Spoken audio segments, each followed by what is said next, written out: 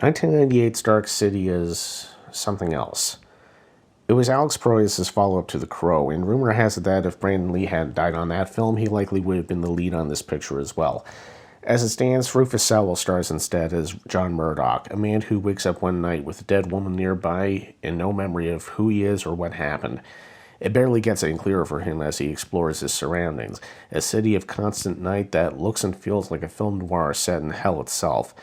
To make it worse, he's being pursued by sinister strangers who tune the city every night in different configurations, swapping people and memories around at will, and apparently Murdoch can tune as well. Now he has to find out what that all means and who he really is before it's too late.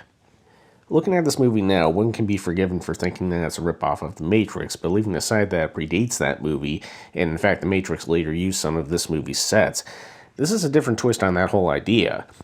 I will actually avoid spoilers for a change because the twist on this movie isn't as well known and I don't want to ruin anything.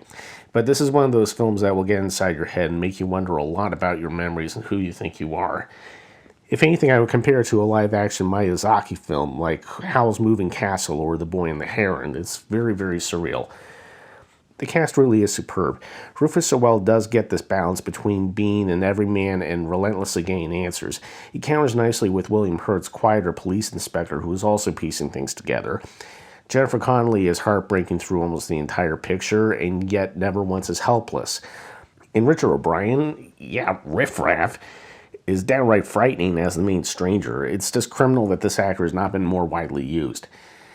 Rounding things out is Kiefer Sutherland as a mad scientist working under the strangers. He spends a lot of the movie feeling vaguely like a Joseph Mengele without the edge, but he has his turns as well.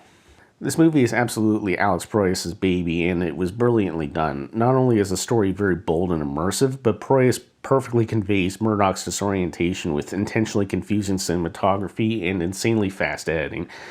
I normally hate it when movies cut at every possible moment that they can, but here it works, and it's hard to imagine a more sedate approach doing Dark City justice. I'll be candid, I've just seen this movie for the first time.